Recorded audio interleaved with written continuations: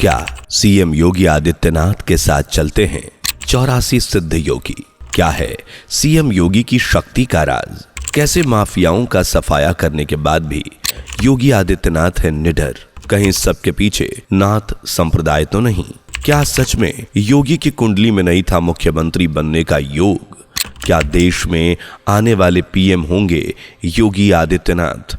कैसे शुरू हुआ उनका राजनीतिक सफर? क्या है 84 नाथ और 9 सिद्ध योगियों के आदित्यनाथ से कनेक्शन? चलिए जानने की कोशिश करते हैं। मित्रों, देश विदेश में जितना डंका भारत के प्रधानमंत्री मोदी का है, उतना ही योगी आदित्यनाथ का भी है। वो आबादी और क्षेत्रफल के लिहाज से भारत के सबसे बड़े राज्य उत्तर प्रदेश के मुखिया होने के साथ साथ सबसे काबिल राजनेता भी हैं, जिनके नाम से ही दुश्मन, आतंकी, माफिया, गुंडे थर थर कांपते हैं। सीएम योगी आदित्यनाथ जितनी दृढ़ता से फैसले लेने का साहस करते हैं, उतना साहस किसी में नहीं। एक वक्त था जब उत्तर प्रदेश में माफियाओं और कट्टरपंथियों का बोलबाला हुआ करता था, लेकिन आज योगी आदित्यनाथ के सामने सभी के हौसले पस्त हो जाते हैं। 1998 के बाद से ही भारत की राजनीति में अपनी सहभागिता दे रहे योगी आदित्यनाथ का मुकाबला कोई नहीं कर सकता। अपने दृढ़ संकल्पता, निडरता के चलते वे दूसरी बार उत्तर प्रदेश के मुख्यमंत्री बने हैं और भविष्य में प्रधानमंत्री भी बन सकते हैं। ऐसे में हर बार लोगों के मन में एक ही सवाल आता है कि सीएम योगी की इतनी काबिलियत के साथ ये सब कैसे कर लेते हैं? इनकी क्षमता के बारे में अक्सर सवाल उठाते हैं लोग कि उनकी शक्ति का राज क्या है? निर्दयता से फैसले लेने के पीछे का कारण क्या है? तो चलिए बताते हैं, लेकिन आगे बढ़े उससे पहले वीडियो को लाइक शेयर करके चैनल को सब्सक्राइब कर लीजिएगा। मित्रों, 5 जून 1972 को देवों की नगरी उत्तराखंड में पौड़ी गढ़वाल जिले में योगी आदित्यनाथ का जन्म हुआ। पिता आनंद सिंह बिष्ट और मां सावित्री देवी ने योगी आदित्यनाथ को अजय सिंह बिष्ट नाम दिया था। श्रीनगर की हेमवंती नंदन यूनिवर्सिटी से मैथमेटिक्स में बीएससी कर चुके योगी आदित्यनाथ शुरू से ही सात्विक जीवन, धर्मशास्त्र और धार्मिक रीति रिवाजों में खास रुचि रखते थे। इसलिए जब राम मंदिर आंदोलन की भनक इनके कानों तक पहुंची तो योगी आदित्यनाथ जी ने एमएससी की पढ़ाई छोड़ी, श्री राम मंदिर आंदोलन में भाग ले लिया और महज 22 साल की उम्र में घर बार त्याग कर उन्होंने गोरखनाथ पीठ को अपना ठिकाना बनाया, जिसे नाथ परंपरा का सबसे प्रमुख मठ माना जाता है। आज योगी आदित्यनाथ इसी पीठ के पीठाधीश्वर हैं। गोरखनाथ पीठ में योगी आदित्यनाथ के गुरु मार्गदर्शक रहे श्री अवैद्यनाथ, जिन्होंने धर्म के बारे में मार्ग पर चलते हुए राजनीति में भी कदम जमाए और 1961, 1962 और 1967, 74 और 1977 में वो मनीराम विधानसभा सीट से विधायक चुने गए। अवैधनाथ के इस उपलब्धि का कारण रहे दिग्विजय सिंह, जो 1920 में गोरखनाथ पीठ के पीठाधीश्वर थे और असहयोग आंदोलन का हिस्सा भी रहे थे। लेकिन जब अब कांग्रेस ने कम्युनल अवार्ड को स्वीकार कर लिया, तब सनातन को मजबूत करने का ख्याल उन्हें आया। इसलिए उन्होंने राजनीति में भी जाने का मन बनाया और 1937 में हिंदू महासभा से जुड़ गए। साथ ही 1967 में वो हिंदू महासभा के टिकट पर गोरखपुर से सांसद चुने गए। अपने बाद वो अवैधनाथ को राजनीति में ले आए और अवैधनाथ ने जिम्मेदारी योगी आदित्यनाथ को सौंपी, जो महज 26 साल की उम्र में साल 1998 में पहली बार गोरखपुर के लोकसभा चुनाव जीतकर संसद चुने गए। उन्होंने धर्म के साथ साथ राजनीति में भी ख्याति प्राप्त की और अपने कर्मों से लोगों को इतना खुश कर दिया कि लगातार 5 बार वो गोरखपुर सीट के सांसद चुने गए और साल 2017 में उन्होंने पहली बार उत्तर प्रदेश के मुख्यमंत्री के रूप में शपथ ली। इतना ही नहीं, योगी आदित्यनाथ के नेतृत्व में ही 2022 के विधानसभा चुनाव में भाजपा को पूर्ण बहुमत के साथ जीत मिली और इस बार भी योगी आदित्यनाथ के नाम का ही डंका बज रहा है। बीजेपी में योगी आदित्यनाथ सबसे बड़ी और साफ छवि रखते हैं, जिन्हें बच्चे से लेकर बड़े, बूढ़े से लेकर जवान हर कोई पसंद करता है और उत्तर प्रदेश के लिए सही लीडर मानता है, क्योंकि वे बिना किसी भय के भ्रष्टाचार, अत्याचार, अपराध और माफियाओं का सफाया कर रहे हैं। निडरता से जनता की सेवा करने, अपराधियों पर बरसने और कड़े फैसले लेने की उनकी शक्ति, सीधा राज उसका है नाथ परंपरा। जी हाँ, नाथ परंपरा जिसकी शक्तियों का संचार गुरु शिष्य परंपरा के जरिए योगी आदित्यनाथ में हो रहा है। नाथ परंपरा को सिद्ध की परंपरा कहा जाता है, जिसका उदय प्राचीन सिद्ध परंपरा से ही माना जाता है।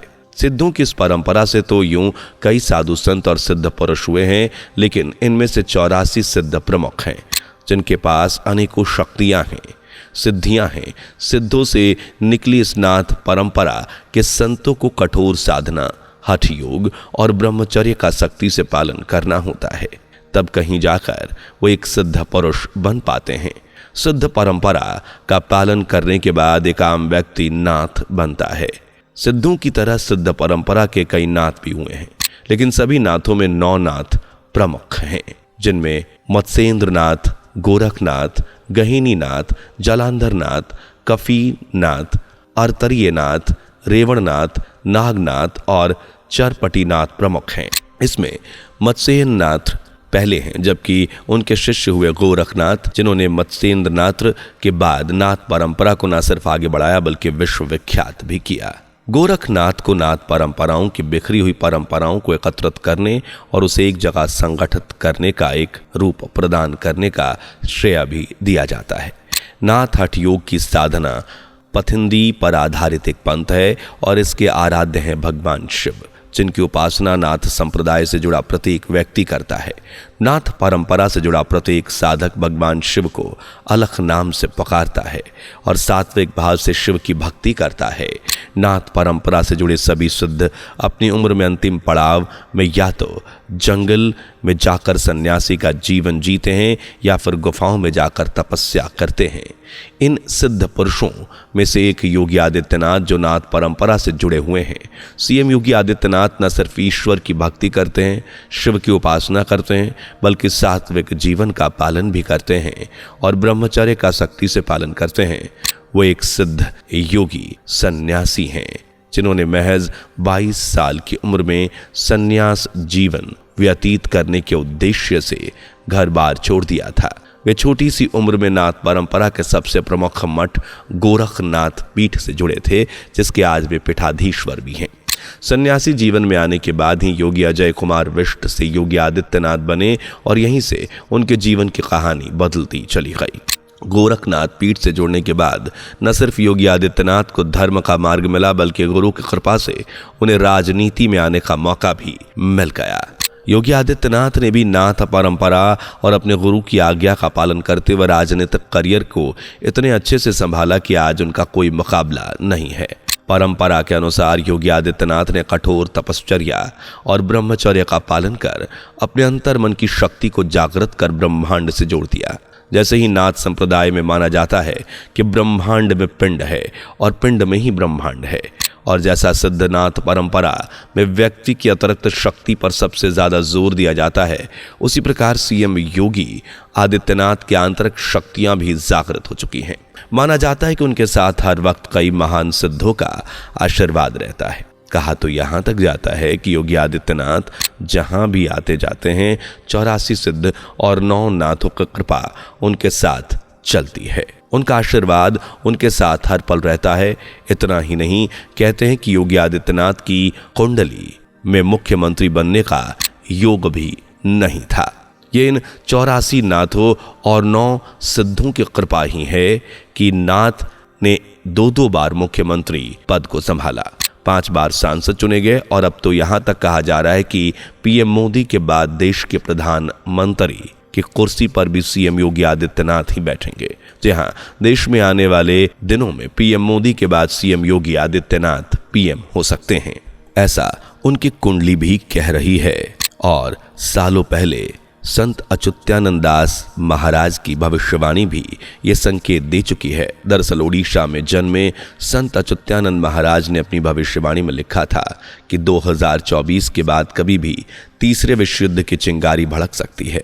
इस युद्ध की चपेट में भारत का आना लाजमी होगा और इस वक्त जो भारत का राजा होगा वो एक सिद्ध योगी और एक ऐसा व्यक्ति होगा जो सन्यासी होगा। जी हाँ, आपको बता दें कि ऐसा एक योगी जी ही दिख रहे हैं। आपको बता दें कि वो प्रधानमंत्री बनने वाले हैं। इसलिए ज्यादातर अनुभवियों का कहना है कि पीएम मोदी के बाद सीएम योगी ही देश के प्रधानमंत्री होंगे। हालांकि इस पर आपकी राय क्या है? आपको क्या लगता है, क्या सीएम योगी आदित्यनाथ आने वाले पीएम हैं? कमेंट करके अपनी राय हमें जरूर बताइए। वीडियो पसंद आई हो तो लाइक शेयर करके चैनल को सब्सक्राइब कर लीजिए और बेल आइकन प्रेस ना किया हो तो फौरन कर लें। दोस्तों, आपकी स्क्रीन पर 2 और वीडियोस दिख रही हैं, जिसे देखने के लिए स्क्रीन पर क्लिक करें। दोनों देखिएगा, बहुत अच्छी वीडियो बनी है।